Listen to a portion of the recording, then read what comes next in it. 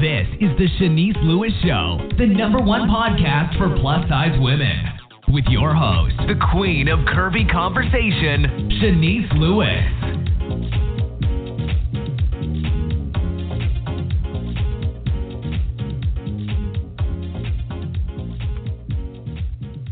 Welcome to the show. I'm your host, Shanice Lewis. Today is Monday, September 2nd, 2019. Make sure you're following this show's social media pages on Facebook at The Shanice Lewis Show and on Instagram and Twitter at Shanice Show. And make sure you subscribe on Apple Podcasts, Google Podcasts, Spotify, or your favorite podcasting app. Today, we have a very special guest. Maui Bigelow is the curator of PHAT Girl Fresh, a digital platform that blends feminism with social, fashion, and beauty culture. Maui is known for bringing progressive, authentic conversations with a southern charm only she can provide. Her annual event, hosted in Atlanta, PHAT Girl Fresh Presents Lifestyles, is a tribute event that honors and celebrates promising and notable female leaders in fashion, entertainment, and empowerment. Maui has been featured in articles for Plus Model Magazine, Mike.com, Bustle, Buzzfeed, Yahoo, Allure, Good Housekeeping, and 17 Magazine, just to name a few. For her latest project, she has joined forces with urban media giant Madame Noire to present Curvy Noire, a fashion experience happening this Sunday, September 8th, in New York City. Hosted during the height of New York Fashion Week, this event will yield some of the most prominent black women that the plus-size community and industry has to offer. So we're so excited to talk to Maui today about her latest event. Let's see if we can get her on the line.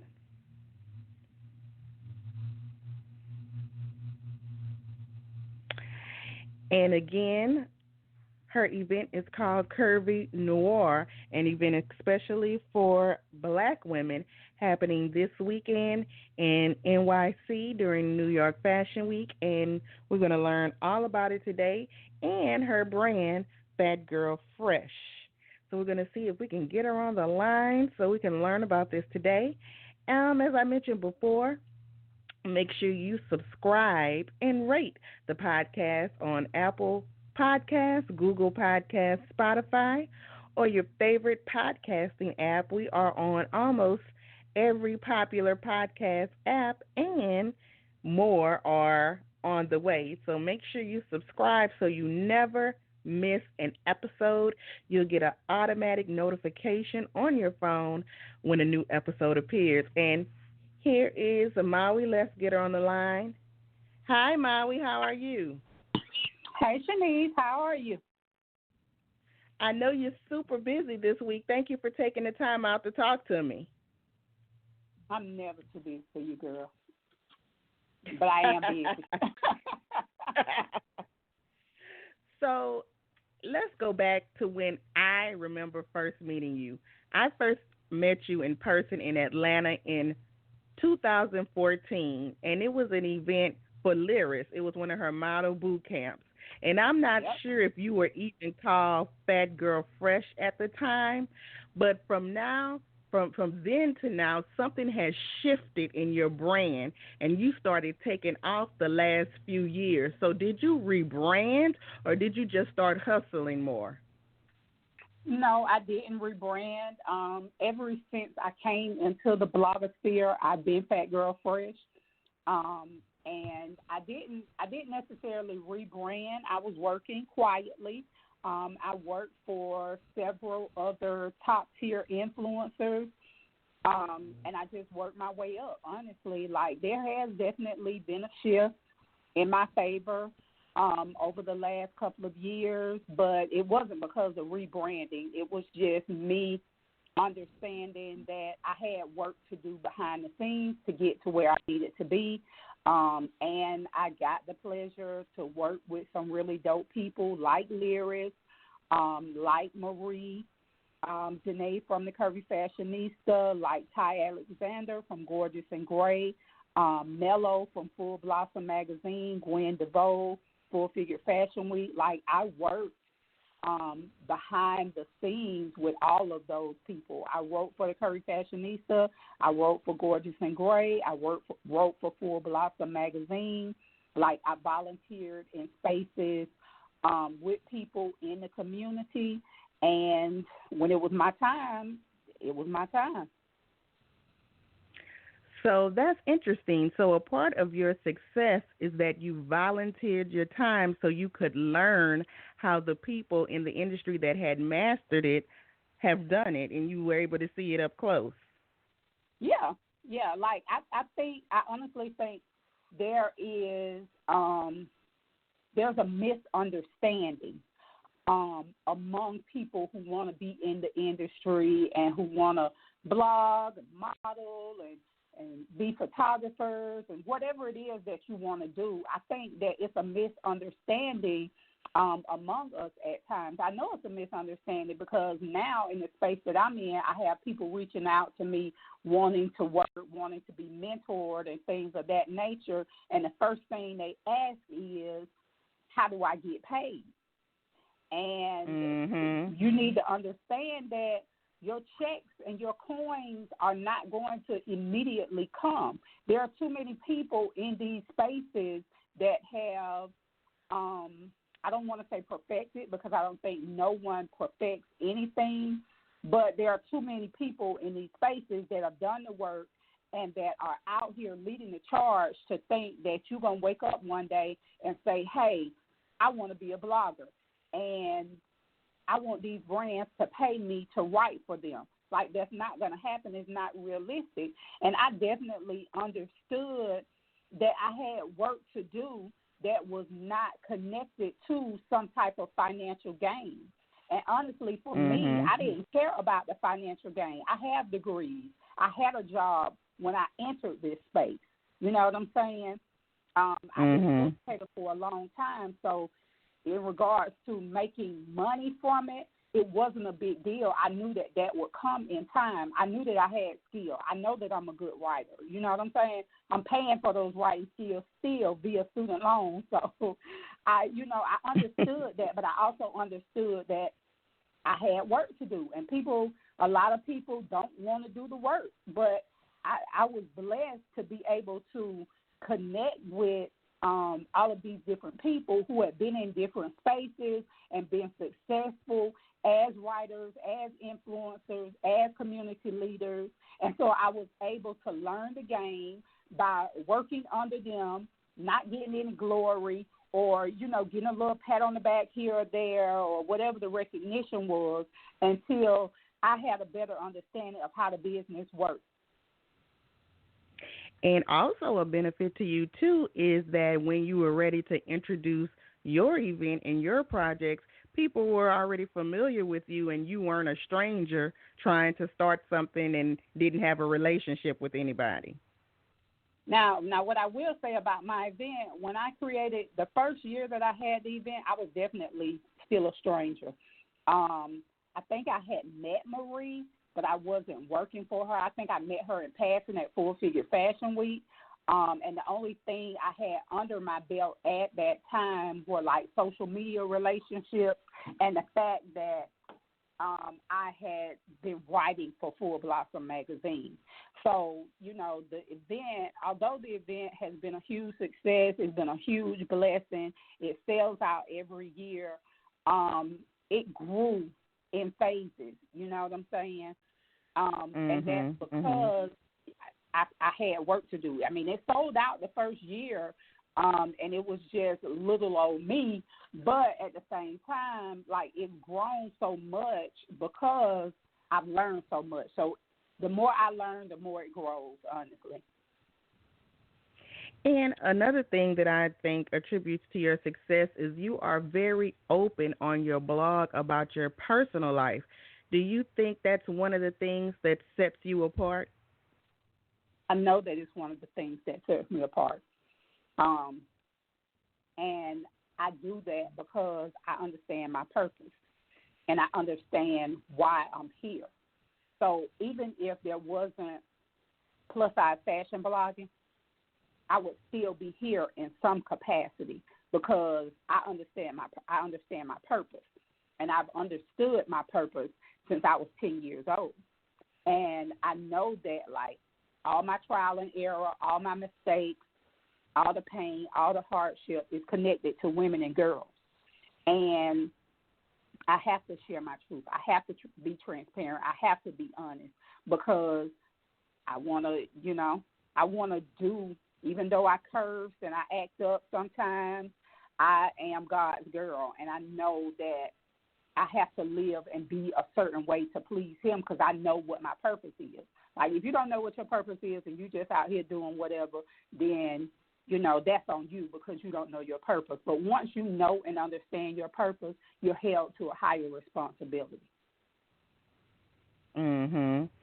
And in one of those personal things in your life that you were honest about, it was weight loss, and you were recently featured in a national article about weight loss among fat acceptance influencers. Now, weight loss is a taboo subject to many in the plus community. Have you had any backlash, and if so, how do you deal with it? So honestly, I don't know what it is about me, and I'm assuming that it's just my energy, and it's just the fact that I'm always honest and transparent. I'm just who I am. But I have not received not one bit of backlash, not one email of negativity, not anything.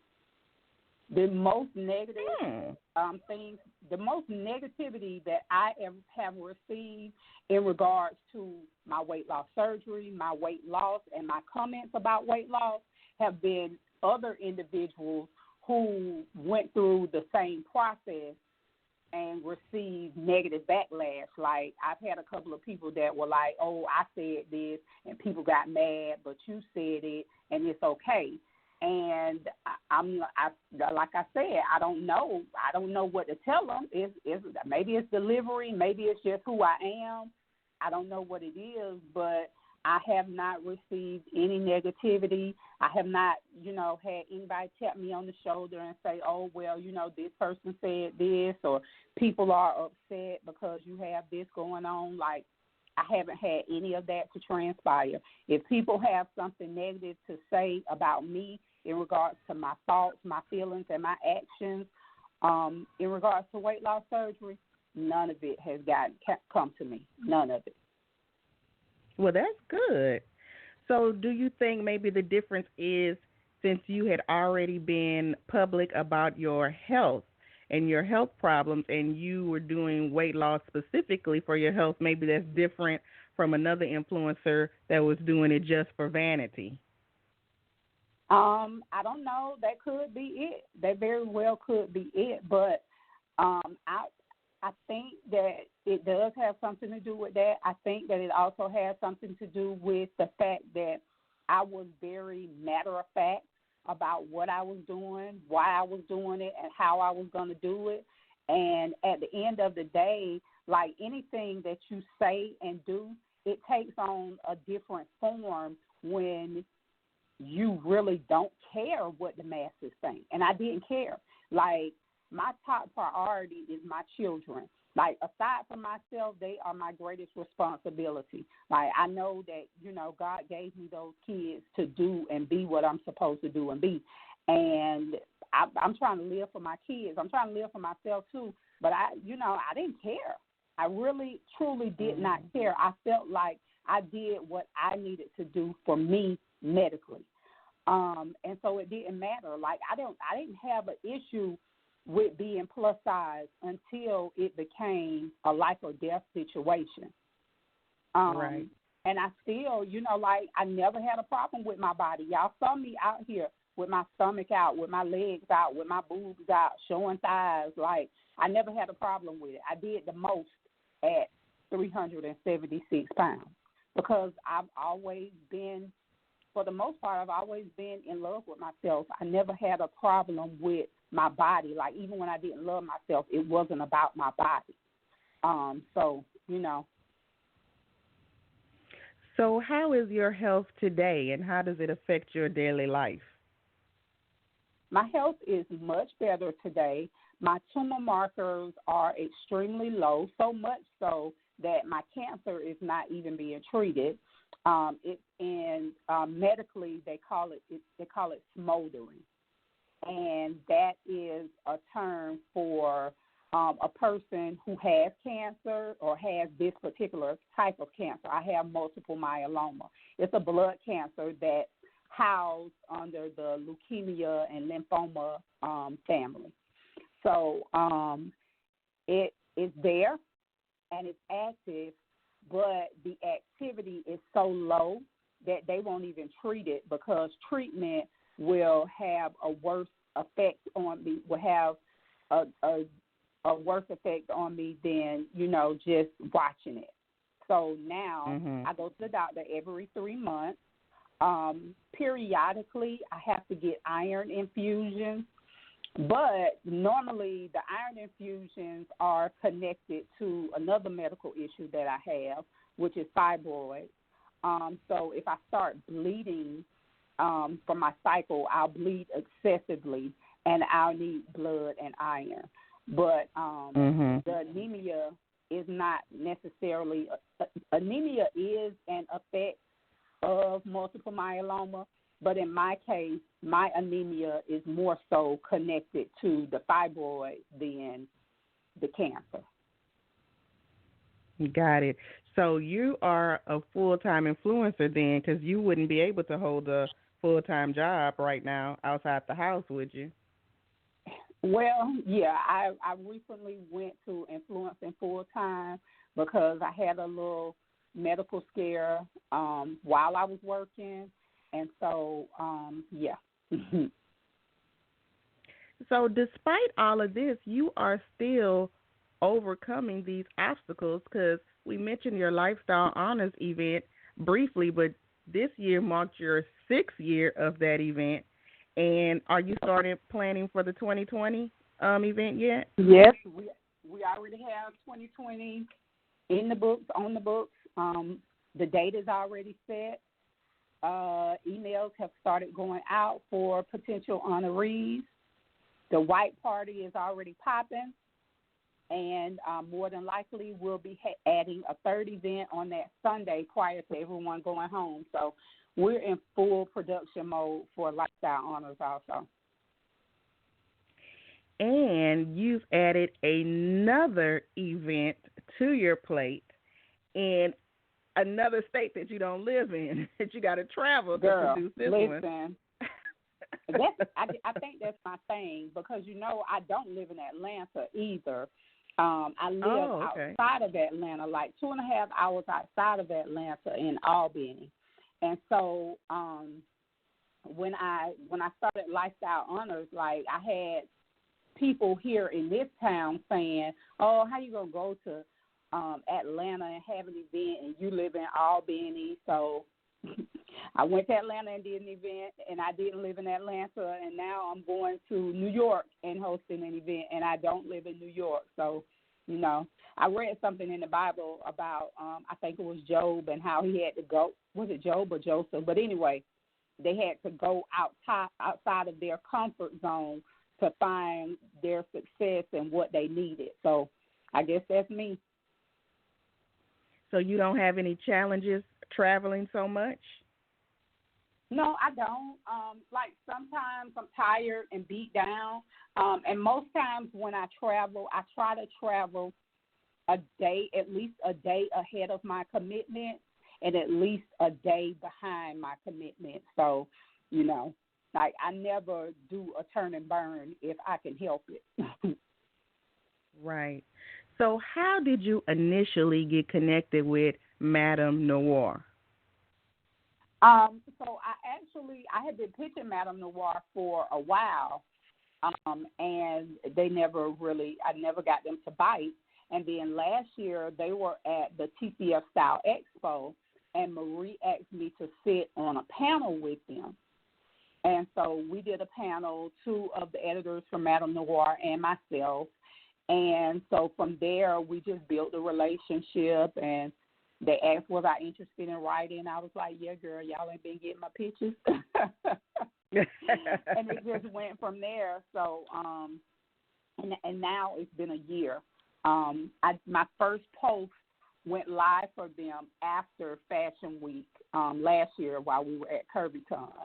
And so we're coming up to it again. And why did you want to create an event especially for Black women during New York Fashion Week? Because I feel like we are an underserved community of women. So Curvy Noire is basically about two underserved communities of women, Black women and plus-size women. Like, I feel like although in my heart, no one styles and wows like Black women, in the influencer space, in the blogger space, in the model space, in all of these spaces where we should be thriving because we influence the culture, many times we finish last. Like, even I know everybody sees it all the time. You see the Kardashians do certain things, and it's like it's the first time you've seen it. Like, I think Khloe had the braids, Kim and Khloe had the braids, and they were like, oh, they're boxer braids, and they come out with these new braids, and I'm like, girl, them cornrows. We've been wearing them for years. Cleo had them and set them off. Our grandma wore them up under their wigs. Like, we've been wearing braids for years. But they, right. And that's where our country is. That's the climate. Like, Black girls do all of these really amazing, dope things, and then other people decide to jump on the bandwagon, and it becomes this major thing. And I really think that we got to do better. You know what I'm saying? Like, even in the space that I'm in as a influencer, like, we get work. We definitely get work. We definitely get to work with brands. But when you see these campaigns, you see one little sprinkle of chocolate. And sometimes you don't even see a sprinkle of chocolate because they'll take the lighter-skinned dark girl over the darker-skinned Black girl. You know what I'm saying? So it's always a play with color. It's always a play with size. If they have a campaign and they use a plus-size girl, it's never a really fat girl. It's never a size 22, a size 24, a size 28. It's an 18 or not even an 18. It's probably a 14 or a 16 with a flat stomach and some hips. You know what I'm saying? So it's always, to me, it's always a downplay of color and a downplay of size, even if they do decide to let us come in the sandbox and play. They still, downplay our presence. And I don't think that that's cool because we really do create the trends and the culture in these communities. Yeah, I agree. We do create trends and sometimes don't get any credit. So this is a good. Lot of times, like, it's just, and I'm over it. I'm over it because it's not fair. It's not fair if you create a car, a smart car, and everybody's driving it, but then I get the same smart car. You get no recognition for it being your car just because I made it a pink smart car. You know what I'm saying? Right. I don't like it, and it's unfortunate because we have we have a generation of girls that are coming up behind us that need to know that they are just as capable, if not even more capable, as we are, and that, they can influence and change the world too. Like, so it's responsibility more than anything. So Curvy Noire is coming up this Sunday, September 8th, during New York Fashion Week. Tell us about the event, specifically who all is involved and on the program. So Curvy Noire is this Sunday at Casa La Femme at 140 Charles Street in New York. There will be a panel and there will be a fashion showcase. On the panel, we will be talking about inclusion and diversity and how to really get your foot in the door in some of these spaces and how we can work together to be more visible and be more heard and things of that nature. And that panel will be moderated by Nikki Free of Nikki Freestyle. The panelists will be Shantae Burkett of Everything Curvy and Chic, Shayna Harrison from Out of the Corner, Sherry Washington. She is the multicultural public relations person at L'Oreal. And Brandy Victorian is the editor she's the editor for women's issues at Madame Noire and Hello Beautiful. And your fashion show, is it featuring plus-size models or influencers? The fashion show will feature all plus-size models in a diverse palette. So we have some petite models, we have some extra tall models, we have some larger size models. But all of the models are they're all black girls, and they'll be walking for Jabri. We have Jabri on the program. We have Kenya Freeman. She was a finalist on Project Runway, and she has a curve collection that's coming out. And Livy Ray Lingerie, they'll be there, and they have this new collection with Alila that has the flesh tone, the new, but a lot of times, when you get the new bras, they're not brown girl friendly. So they have a collection of brown girl friendly intimates that we're looking forward to seeing. And they also, Alila has bras that are for breasts with more density, and black women normally have a greater density in their breasts. So we're really excited to have them show that.